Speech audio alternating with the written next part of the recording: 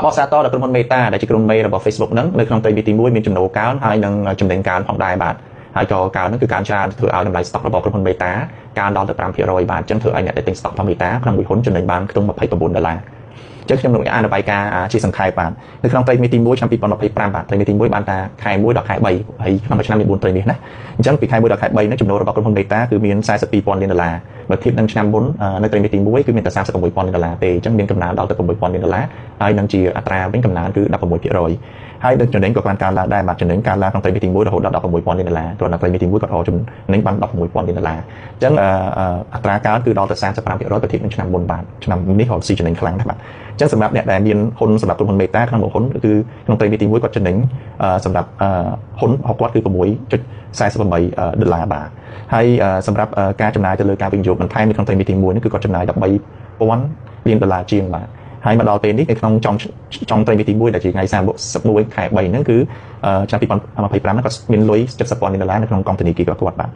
និយាយពីចំនួនហ៊ុនដែលគាត់លក់នៅក្នុងទីផ្សារនិងចំនួនហ៊ុនសរុបរបស់ក្រុមហ៊ុនគឺមាន$2,530លានហ៊ុនបាទ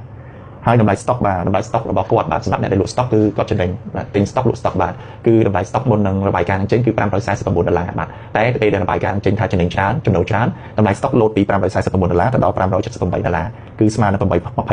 នៃការផ្លាស់ប្ដូរបាទអញ្ចឹងបាទយើងទិញមុនមួយថ្ងៃយើងចំណេញមួយ stock យើងចំណេញថាទិញ$544មួយ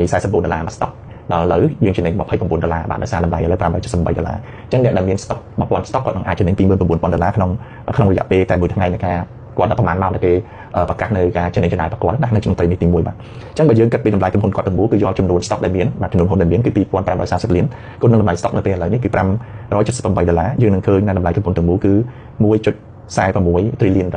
បាទហើយតម្លៃហ៊ុនពេលតែឡើងដូច្នេះទស្សនវិជ្ជា Mark Zuckerberg នឹងឡើងបន្ថែមតែបាទអាចឡើងឥឡូវនេះគាត់$190,000,000អញ្ចឹងឡើងខ្ទង់5%ជាងទៀតគាត់ប្រហែលជាឡើងខ្ទង់$10,000,000បាទអញ្ចឹងគាត់អាចនឹងឡើងទៅដល់$200,000ពី$190,000ទីតបគាត់នឹងឡើងតែខ្ទង់ដល់$200,000បាទឡើង$10,000បន្ថែមបាទខ្ញុំជាអ្នកសេដ្ឋកិច្ចហើយក៏អ្នកជំនួញដែលរកទុនរាប់លានដុល្លារពីស្រុកក្រៅផងដែរបាទអញ្ចឹង